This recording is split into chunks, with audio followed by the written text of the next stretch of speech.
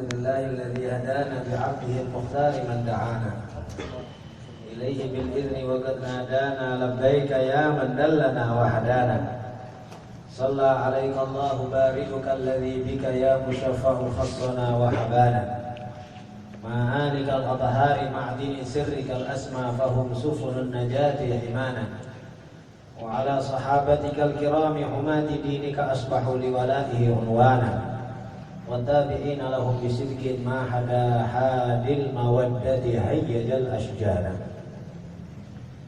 اللهم صل وسلم على سيدنا ومولانا محمد الذي تنحل به العقد وتنفرج به الكرب وتقضى به الحوائج وتنال به الرغائب وحسن الخواتم ويستسقى الغمام بوجهه الكريم وعلى آله وصحبه في كل لمحة ونفس بعدد كل معلوم لك أما بعد أوصيكم وإياي بتقوى الله فقد فاز المتقون حبايبنا الكرام أساتذتنا الأعزاء إخواننا حاضرين yang dimuliakan oleh Allah Subhanahu wa taala. Alhamdulillah atas semua anugerah dan nikmat yang telah diberikan oleh Allah Subhanahu wa taala, khususnya nikmat pertemuan kita pada malam hari ini dalam keadaan sehat walafiat, dan alhamdulillah pertemuan kita untuk menghormati, memuliakan, bersolawat dan salam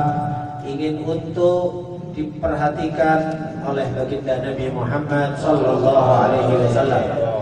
Mudah-mudahan pertemuan kita pertemuan yang diridhai oleh Allah Subhanahu wa taala. Nilai sebuah pertemuan adalah dengan kadar apa yang dibahas.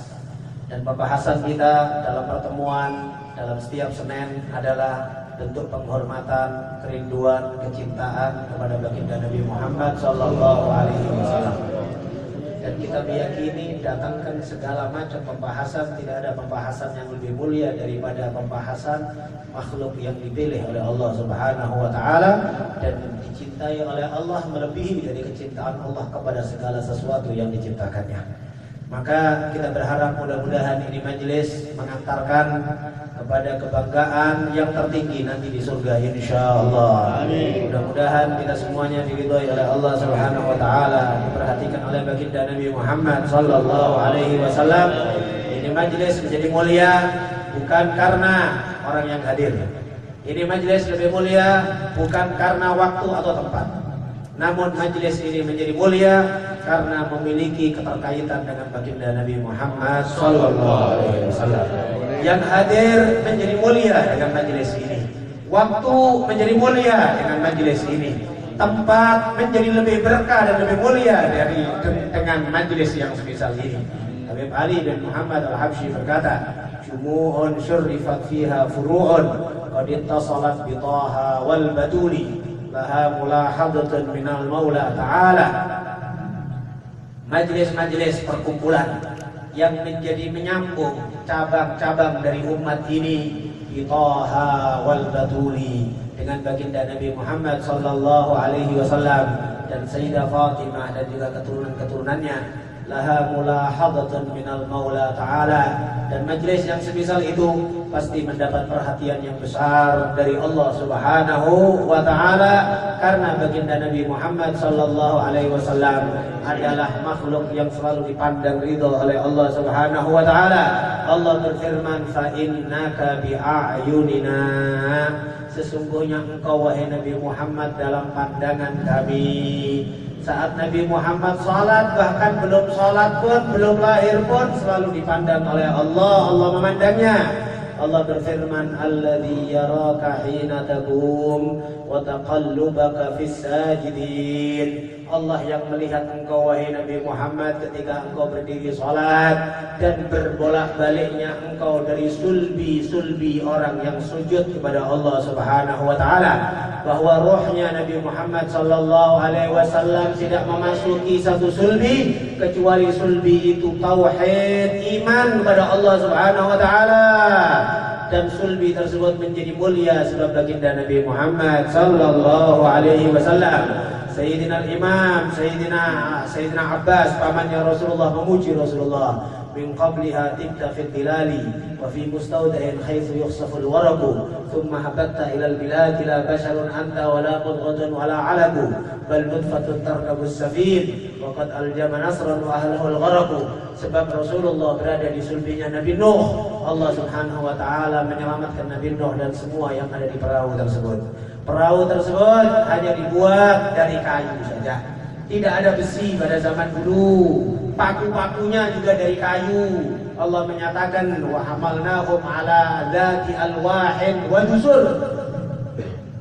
Kami bawa manusia tersebut di atas perahu dzati alwahin wa dusur, yang memiliki kayu-kayu wa dusur dan juga paku-paku dari kayu. Hanya kayu. Namun permasalahannya adalah tajri bi ayunina. Perahu tersebut berjalan dengan pandangan Allah Subhanahu wa taala. Bukan permasalahan kuat atau tidak kuatnya. Perahu besar tenggelam, tapi perahunya Nabi Nuh meskipun tidak dari besi, tidak dari baja, dari kayu, namun karena diridhoi oleh Allah Subhanahu wa taala. Maka demikian juga kita hidup di muka bumi ini ya ikhwan. Banyak fitnah akhir zaman, banyak godaan, banyak macam-macam yang mengganggu kita. Kalau kita mendapat ridho dari Allah Subhanahu wa taala, kita dapat perhatian Allah Subhanahu wa taala, maka ya ikhwan, yakin tidur saja aman sudah. Wa idzal inayatu lahadat ka uyunuha nam fal makhawifu anka amanu.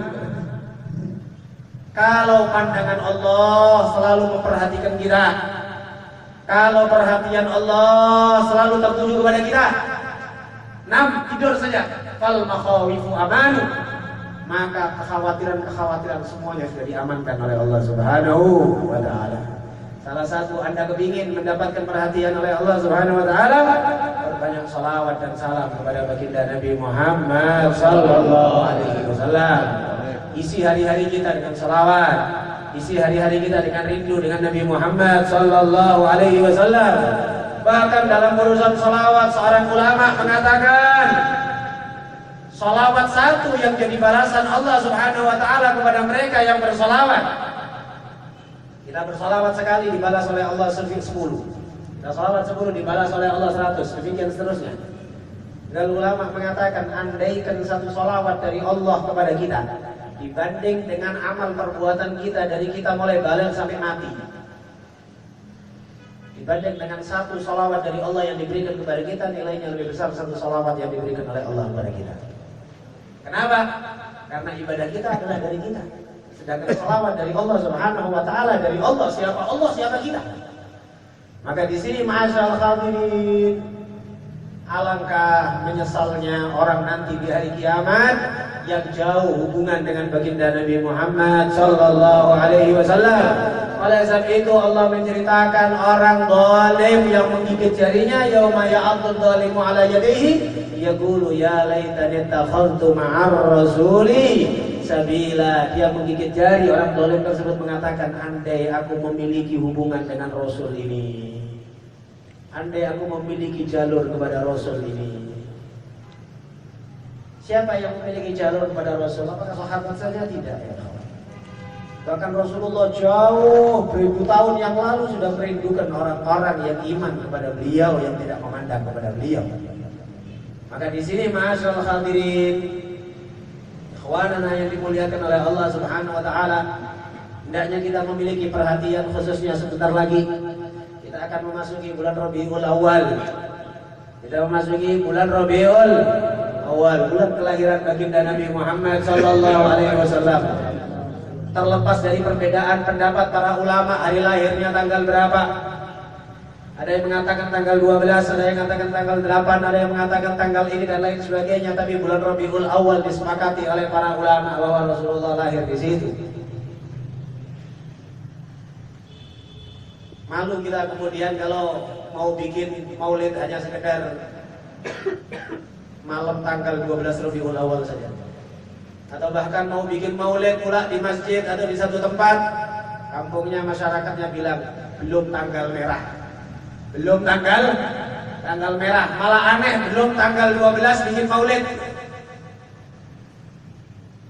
Ya Allah, persiapan dan kegembiraan yang dibikin oleh Allah Subhanahu wa taala sebelum lahirnya Rasulullah luar biasa ya. Kemarin di Maulid kemarin kita jelasin bahwa terjadinya pasukan gajah yang dihancurkan oleh Allah Subhanahu wa taala hanya dengan burung kecil yang membawa batu-batu kecil. Itu terjadi 40 hari sebelum kelahiran Rasulullah sallallahu alaihi wasallam. Allah bikin juga perhatian supaya sebelum kelahiran Rasulullah menjadi waktu yang mulia bagi setiap orang yang beriman kepada baginda Nabi. Bahkan juga hadis tentang puasa hari Senin, Nabi membicarakan bukan pahala, tapi Nabi menyatakan laka yaumun wulidtu fi, itu hari yang dilahirkan. Supaya orang yang puasa Senin ingat akan kelahirannya Rasulullah. Orang yang bikin maulid Senin untuk ingat bahwa hari Senin hari kelahirannya Rasulullah. Kalau perlu kita bikin maulid bukan sekedar Rabiul Awal, setiap Senin kita bikin. Alhamdulillah, mudah-mudahan diterima oleh Allah Subhanahu wa taala, dan kita harap mudah-mudahan ini istiqomah insyaallah sampai kita nanti tua, sampai juga anak turun kita insyaallah. Salah satu amal yang sangat dibanggakan di hari kiamat adalah amal yang berhubungan secara langsung dengan baginda Nabi Muhammad sallallahu alaihi wasallam.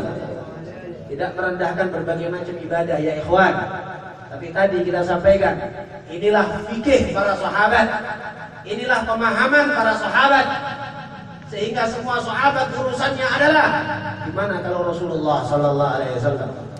Di hadis Sahih Bukhari disebutkan para sahabat hampir bertengkar untuk kadu ayyaqtatilu min athari wudu'i sallallahu alaihi wasallam. Hampir mereka bertengkar untuk memperebutkan bekas sisa wudunya Rasulullah sallallahu alaihi wasallam. Gal Sayyidina Bilal kadang-kadang yang membutuhkan Rasulullah dikumpulkan oleh Sayyidina Bilal. Waktu keluar sudah direbutkan oleh para sahabat. Dalam hadis Sahih Muslim disebutkan sahabat mengambil air yang tidak mendapatkan airnya bekas wudu Nabi, dia pegang tangannya sahabat tersebut dan diusapkan di mukanya. Ini fikihnya sahabat. Sahabat yang akan meninggal dunia, Sayyidina Ubayd bin Adi, waktu beliau akan dieksekusi di luar kota Mekah, ditanya sama Abu Sufyan, maukah engkau selamat? Kubalikkan kau ke kampungmu, kubalikkan kau ke keluargamu, sehat walafiat. Tapi Rasulullah Muhammad sebagai gantinya di sini.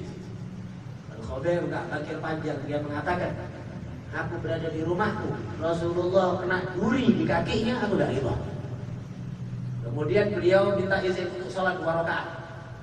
Dan beliau yang pertama kali membuat dan juga berinisiatif menggagas sholat 2 rakaat sebelum eksekusi. Kalau ada orang zaman sekarang mungkin bilang bid'ah itu ya. Kalau orang zaman sekarang bilang diajarin Nabi kok dilakukan bid'ah itu. Biarinlah bid'ah, tapi kita ikut sahabat. Biarin bid'ah, kita ikut sahabat sudah. Gak ribet sama orang-orang yang bilang bid'ah. Bikin maulid bid'ah, bikin peringatan maulid Nabi bid'ah, segala macam. Orang yang kayak gitu nanti akan terkaget-kaget di hari kiamat, di saat semua manusia dari zaman Nabi Adam sampai yaumul kiamat meriakkan nama Nabi Muhammad. Nanti di hari kiamat semuanya teriak-teriak di hari kiamat, Muhammad, Muhammad. Tolong Nabi Muhammad, syafaatmu Nabi Muhammad. Teriak-teriak nama Nabi Muhammad. Nanti orang yang bilang bid'ah nanti di hari kiamat bilang juga nih bid'ah, jadi syafaat ke siapa nanti? Biar orang bilang bid'ah, tapi kita akan selalu meneriakkan nama Nabi Muhammad sallallahu alaihi wasallam. Mudah-mudahan kita meneriakkan nama Nabi Muhammad ini, nanti di hari kiamat kita enggak teriak-teriak lagi karena udah dekat dengan Nabi Muhammad sallallahu alaihi wasallam. Maka ma'asyal hadirin Sayyidina Ubayd salat 2 rakaat, setelah salat beliau berdoa kepada Allah. Allahumma, ya Allah, tidak ada di sekelilingku ya Allah yang bisa menyampaikan salamku kepada Nabi-Mu Nabi Muhammad sallallahu alaihi wasallam. Ya Allah, sampaikan salamku kepada Nabi Muhammad sallallahu alaihi wasallam. Walhamdulillahirabbil alamin. Doanya cuma itu saja. Enggak minta doa husnul khotimah, enggak minta doa masuk surga, enggak minta doa anak istrinya, enggak minta. Cuma doa, ya Rabb, aku lihat sekelilingku tidak ada yang bisa menyampaikan salamku kepada Nabi-Mu ya Allah. Maka sampaikan salamku kepada Nabi Muhammad sallallahu alaihi wasallam. Dieksekusi beliau saat itu, Rasulullah di kota Madinah duduk, beliau mengatakan waalaikumsalam warahmatullahi wabarakatuh. Langsung tanya sahabat, siapa ya Rasulullah yang salah? Maka Khubayb bin Adi sekarang dieksekusi dan rohnya salam kepadaku beserta rombongan para malaikat. Supaya Anda ngerti, ma'asyiral hadirin. Jangan dibagi dulu. Kalau dalam majelis jangan bagi-bagi apa-apa. Ma'asyiral hadirin, inilah bentuk supaya kita memiliki penghormatan yang ekstra kepada baginda Nabi Muhammad sallallahu alaihi wasallam. Inilah fiqh sahabat. Inilah pemahaman sahabat. Maka ketika sesuatu ada hubungan secara langsung dengan baginda Nabi Muhammad sallallahu alaihi wasallam, maka pahalanya sudah tidak terhitung lagi. Sudah di luar dari pikiran kita. Sudah di luar dari hitungan makhluk. Sudah di luar dari hitungan makhluk. Kalaulah ibadah malam hari infak di jalannya Allah Subhanahu wa taala, pahalanya dirahasiakan oleh Allah Subhanahu wa taala sampai para malaikat pun tidak tahu. Dengan kepastian dari ayat Al-Qur'an. Allah berfirman, "Tatajafa junubuhum 'anil madaji'i yad'una rabbahum khaufan wa tama'an wa mimma razaqnahum yunfiqun." Orang yang lambungnya terjauh dari tempat tidurnya selalu berdoa kepada Allah khaufan wa tama'an, dalam kondisi takut dan mengharap. Wa mimma razaqnahum yunfiqun, dan dari rezeki yang kami berikan mereka berinfak. Fala ta'lamu nafsun ma ukhfiya lahum min qurrati a'yun jazaa'an bima kanu ya'malun. Maka satu jiwa pun tidak mengetahui apa yang dirahasiakan oleh Allah dari pahala yang diberikannya. Tidak merendahkan ibadah tersebut, tapi ibadah salawat dan salam kepada baginda Nabi Muhammad sallallahu alaihi wasallam adalah peloporan langsung dari Allah Subhanahu wa taala. Dipelopori secara langsung oleh Allah Subhanahu wa taala. Maka masyaallah hadirin, perbedaan antara muslim dengan non-muslim adalah dengan Rasulullah. Perbedaan kedekatan antara orang muslim dengan sesama muslim kepada Allah Subhanahu wa taala juga dengan baginda Nabi Muhammad sallallahu alaihi wasallam. Maka sebentar lagi akan masuk bulan Rabiul Awal yang insyaallah kita harapkan salah satu amal yang mudah-mudahan diterima dan juga istiqomah, kita melaksanakan Maulid 40 malam keliling. Harapan kita adalah kita mempersiapkan hati kita. Kita mempersiapkan ya. Tidak tahu apa yang mau dipersiapkan, persiapkanlah. Anda bisa pikir sendiri, saya tidak perlu memberikan kepastian teknis kerja untuk persiapannya. Tapi orang yang memiliki kecintaan kepada Rasulullah sallallahu alaihi wasallam sudah mencium bau harum Rabiul Awal. Dan Rabi, subhanallah, kalimat Rabi artinya adalah musim semi. Artinya musim semi. Supaya ada di dalam hati kita bersemi. Apa yang bersemi? Artikan sendirilah. Persiapkan sedini mungkin, persiapkan semaksimal mungkin niat-niat yang ada di dalam hati Anda untuk rindu dan kedekatan dengan baginda Nabi Muhammad sallallahu alaihi wasallam. Dan kalau sekiranya Anda berkenan, dan mudah-mudahan juga sebagai bentuk ridho baginda Nabi Muhammad sallallahu alaihi wasallam, Anda kasihani orang-orang yang belum kenal Nabi Muhammad sallallahu alaihi wasallam. Anda kasihani orang-orang yang belum kenal beliau. Orang-orang yang belum merasakan nikmatnya sholawat. Orang-orang yang belum mengerti siapa sih Rasulullah sallallahu alaihi wasallam. Anda kasihani mereka. Anda ajak, Anda antarkan cahaya ini kepada mereka. Insya Allah secara fitrah, siapapun orang yang beriman kepada Nabi Muhammad pasti akan mencintai Nabi Muhammad. Pasti. Orang yang baru beriman saja sama Nabi Muhammad Orang yang baru beriman sama Nabi Muhammad langsung berubah drastis pandangannya tentang Nabi Muhammad. Sehingga satu orang sahabat namanya Sumamah bin Utsal, dia pimpinan perang orang kafir dari Bani Hanifah, ditawan oleh sahabat. Sahabat tak kenal sama Sumamah bin Utsal. Nabi saat itu sholat di masjid. Setelah sholat, Nabi melihat, Nabi kenal Sumamah bin Utsal. Nabi tanya sama sahabat, kalian tak kenal siapa yang kalian tawan? Enggak ya Rasulullah. Dan itu Sumamah bin Utsal. Sahabat terkejut.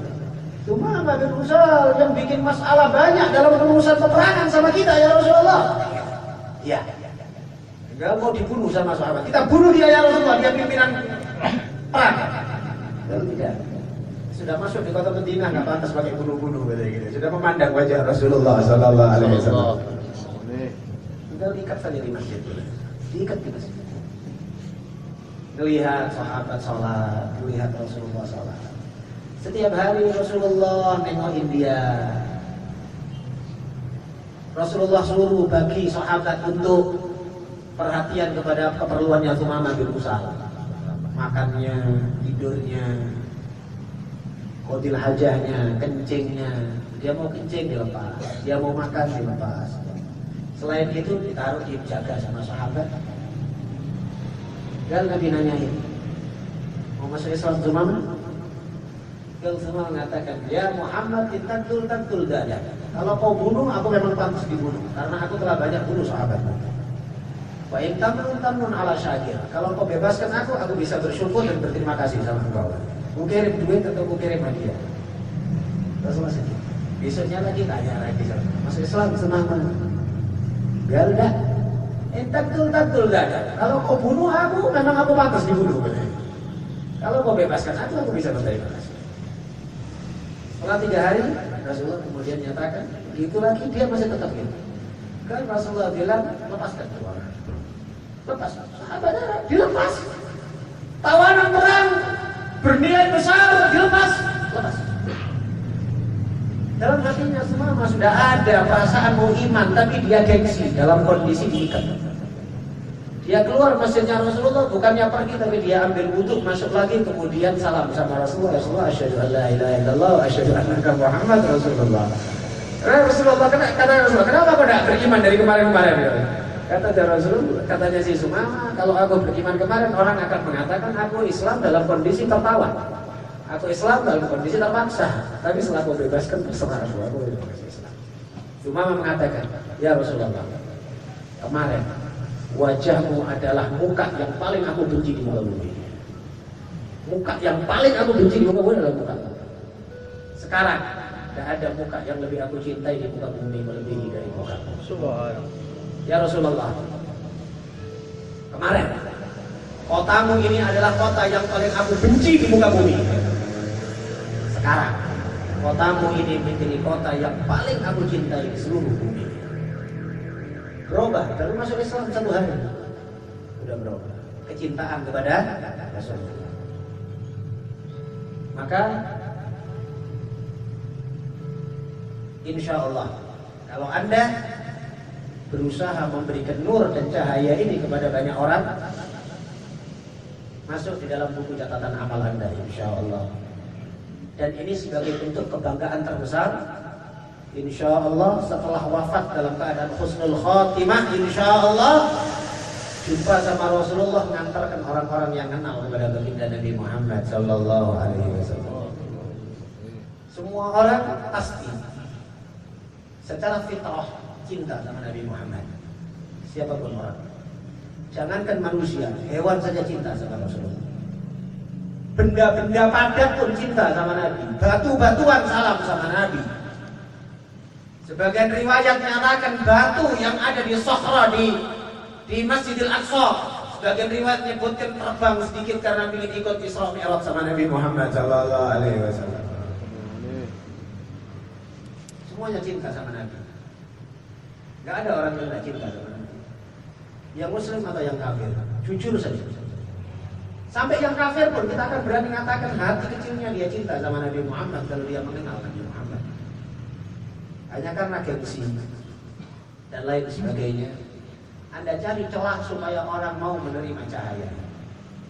Kita kemarin sampaikan bahwa sudah fitrah dari sebuah makhluk bahwa dia itu akan pindah dari kegelapan menuju cahaya. Kucing saja Anda taruh di kamar gelap gulita, Anda kasih cahaya dari luar jendela atau apa nampaknya, dia akan menuju kepada cahaya. Kucing, kambing atau apapun hewan, ketika dalam gelap gulita Anda kasih cahaya sedikit, dia akan mendatangi cahaya. Bahkan pepohonan, Anda taruh pohon dalam kotak, Anda tutup rapat, kemudian Anda lubangin sedikit. Ini pohon kalau hidup dia akan menjalarnya keluar kepada yang semua makhluk secara fitrah senang kepada cahaya. Dan tidak ada cahaya yang lebih besar daripada cahaya baginda Nabi Muhammad SAW. Hanya kembali kepada kita masing-masing, gimana kesiapan kita dan juga kemauan kita. Kesiapan kita dan juga kemauan kita. Selain itu, yang kita khawatirkan hanyalah nafsu kita yang tidak mau berubah, kesombongan kita, keangkuhan kita yang tidak berubah, itu yang kita khawatirkan. Itu saja, lain tidak. Oleh sebab itu, ketika keangkuhan dan kesombongan tidak terobati, maka jadinya kayak iblis. Itulah sifat iblis, dan itu yang sangat kita khawatirkan. Sifat sombong dan sifat tidak memiliki rahmat, ini yang sangat kita khawatirkan dari sifat-sifat buruk yang tidak terobati. Sehingga Nabi sendiri bersabda, kalau rahmat sudah dicabut dari hati kita, maka gimana lagi apa yang aku kerjakan, sabdanya Rasulullah. Apalagi yang mau aku lakukan kalau sifat rahmat sudah dicabut dari hati seseorang. Maka demikian juga sifat rahmat kepada orang-orang yang tidak mengenal kepada Nabi Muhammad SAW. Allah berfirman, orang yang tidak mengenal kebenaran Rasulullah adalah orang buta.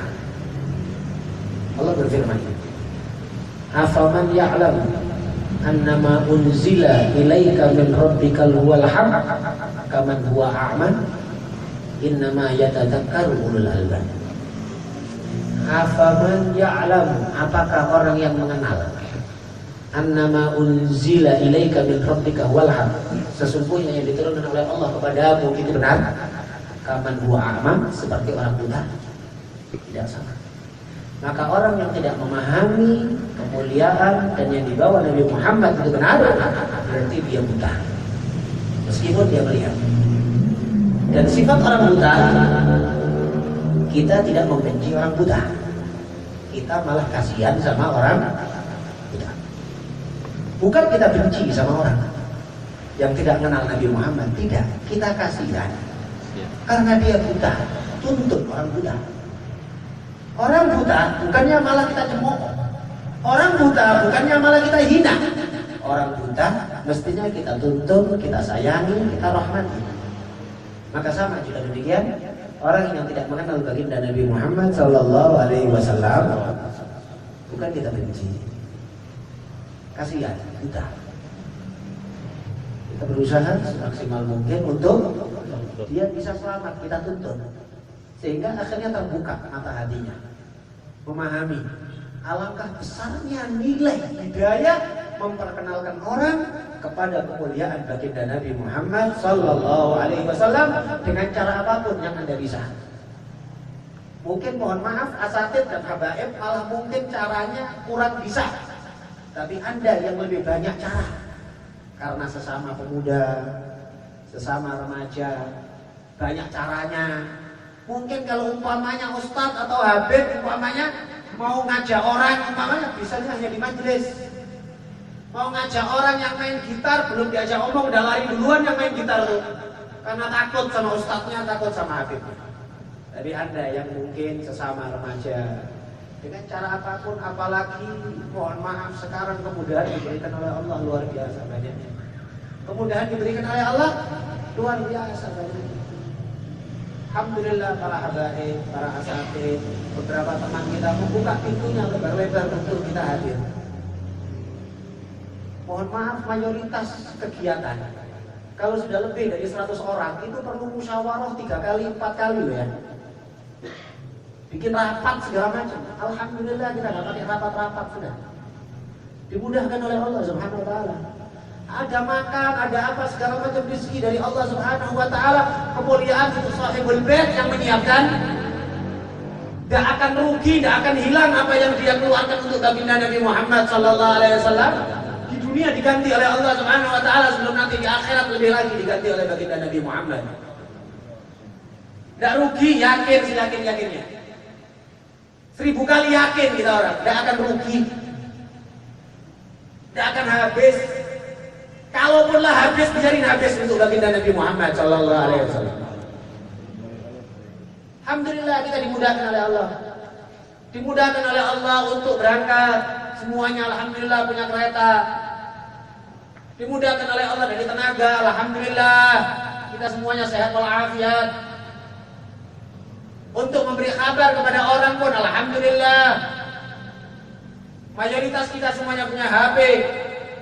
Bahkan sebagian punya HP 2, sebagian lagi punya HP 3. Kenapa ya ikhwan? Untuk menyebarkan kabar saja berat. Bahkan kemarin kita ngobrol-ngobrol sama sebagian orang. Kalau sekiranya umpamanya untuk ngajak, untuk ngirim pesan atau SMS, nyebarin SMS, ada sebagian jamaah yang memerlukan duit pulsa, kita pikirkan bersama-sama. Ayo. Kalaulah umpamanya perlu untuk nyebarin SMS, hanya sekedar mungkin berapa SMS, alhamdulillah sekarang sekian SMS gratis, 1000 SMS. Ngapain pula 1000 SMS banyak kali gitu ya? Dan kemudahan dari Allah, tinggal kemauan dari kita sedikit. Memberikan andil, mengajak, ikut senang, ikut gembira dengan apa yang telah insya Allah dimudahkan oleh Allah. Ini menjadi salah satu amal yang insya Allah dibanggakan oleh Allah Subhanahu wa taala, dibanggakan oleh kita nanti insya Allah. Mudah-mudahan majelis-majelis ini insya Allah menjadi salah satu kebanggaan dan juga diridhoi oleh Allah Subhanahu wa taala.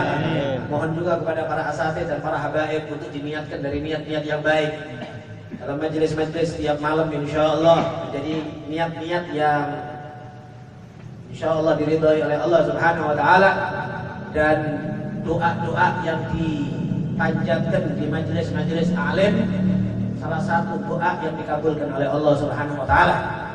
Dalam hadis disebutkan majtama'a qaumun, tidak kaum kumpul satu kaum, fada'a ba'duhum wa ammanal akharun, berdoa salah satunya dan juga diaminkan oleh yang lain, illa stajaballahu lahum, kecuali Allah Subhanahu wa taala akan mengijabahi doa-doa mereka. Maka salah satu cara untuk qabul dan juga diijabahkannya doa adalah dengan kebersamaan. Dengan kebersamaan. Bahkan doa meskipun kita sendiri tapi kita niatkan banyak orang, itu lebih utama daripada kita doa sendiri. Dalam hadis disebutkan, ini disebut, saya lupa siapa rawi hadis ini, tapi seingat saya ini disebut oleh Syekh Nawawi Banten dalam kitabnya. Beliau menyebutkan bahwa pernah Rasulullah mendengar satu orang berkata, Rabbil ghfirli warhamni, Rabbil ghfirli warhamni. Kemudian Nabi dari belakang menepuk pundaknya, ya fulan amin, wahai fulan, dalam doa kau buat umum, fa inna doa al-am ma'a doa il-khas kama baina samai wal ardh. Sesungguhnya jarak antara doa umum dengan doa pribadi itu sebagaimana jarak antara langit dengan bumi. Kita banyak doa mau sendiri-sendiri saja, mau enak diri kita saja. Jangan, doakan orang lain juga banyak. Muslimin, muslimah, doakan banyak-banyak. Allah lebih senang untuk kita doakan banyak orang daripada kita doa sendiri. Apalagi doakan orang lain tanpa diri kita. Malaikat yang berkata, walaka bimithli, untukmu semisalnya. Dan yakin doanya malaikat lebih kabul daripada doa kita. Mulut kita banyak kotor, mulut kita banyak dosa, mulut kita banyak dusta, mulut kita banyak, tapi doanya malaikat kabul. Jadi dulu Abdullah bin Husain bin Tahir, waktu ada satu muridnya tanya sama beliau, Tuan Guru minta barokah doa dari Tuan Guru. Beliau sambil mungkin agak softo atau gurau, tapi benar.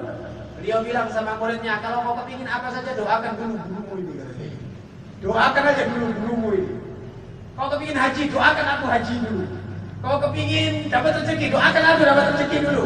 Kalau doakan ini, doakan aku semuanya. Doakan gurumu. Oh gitu kan? Iya. Ucapan beliau mungkin seakan-akan bergurau, tapi ada dalilnya. Orang yang mendoakan saudaranya di belakang punggung, maksudnya dia tidak tahu, maka malaikat berkata walaka bimithli, dan untukmu semisal doa tersebut. Maka Anda kepingin sesuatu, doakan orang lain dulu. Khususnya juga guru-gurunya khususnya. Guru adalah termasuk orang tua. Guru adalah termasuk orang tua. Oleh sebab itu kadang-kadang banyak orang umpamanya doakan orang tua saja, tapi gurunya nggak pernah didoakan. Pantaslah gurunya cepat sakit, cepat mati. Gitu ya. Gurunya nggak pernah didoain. Doakan orang tua saja. Ya betul, doa orang tua bagus, tapi doa guru juga orang tua. Dan itu nampak barokah luar biasa. Oleh sebab itu, sering kita mohon maaf, kita dalam ini termasuk salah satu yang kita yakini keberkahan luar biasa ya. Saya tidak merendahkan berbagai macam orang-orang solihin di seluruh dunia. Para aulia di seluruh dunia banyak. Tapi setiap saya sholat, setiap saya malam hari atau doa segala macam, saya tidak lepaskan doa untuk guru saya gitu. Yang hidup atau yang wafat. Saya yakin ini adalah bentuk keberkahan tersendiri. Ya. Maka di sini mendoakan orang solihin. Secara umum juga demikian. Mudah-mudahan orang solihin dipanjangkan umur oleh Allah Subhanahu wa taala. Kalau kota kita berkurang orang solihin, habislah nanti Medan ini turun azab dari Allah Subhanahu wa taala. Karena banyaknya orang-orang solihin, para ulama-ulama yang baik, orang-orang tua yang malam hari doa. Itulah kemudian tempat kita, kota kita. Meskipun mohon maaf mungkin kalau boleh dibilang 70% lebih maksiat gitu ya. Isinya kota Medan ini 70% lebih maksiat, tidak, lebih banyak maksiatnya daripada taatnya. Sudah sangat mengkhawatirkan. Tapi insya Allah kita setan-setan sama kroni-kroninya bikin maksiat banyak, kita pun juga demikian memperbanyak untuk narik rahmat Allah Subhanahu wa taala. Biarin mereka bikin maksiat, tapi kita bikin narik rahmatnya Allah Subhanahu wa taala. Kita mohon pada Allah, mudah-mudahan rahmat Allah selalu ada dalam diri kita insyaallah, keluarga kita, kerabat kita dan orang-orang yang kita kenal insyaallah. Mudah-mudahan apa yang kita sampaikan diberi hidayah dan taufik oleh Allah Subhanahu wa taala. Mudah-mudahan semua majelis insyaallah diridhai oleh Allah Subhanahu wa taala. Pandangan Allah dan Rasulullah selalu tertuju kepada rumah-rumah yang ditempati oleh majelis-majelis salawat dan salam kepada Rasulullah. Amin ya rabbal alamin. Walafu minkum, dan kita mohonkan kepada Fadilatul Ustaz Kiai Zulfikar untuk melanjutkan sambutan atau tausiah dari beliau kepada beliau.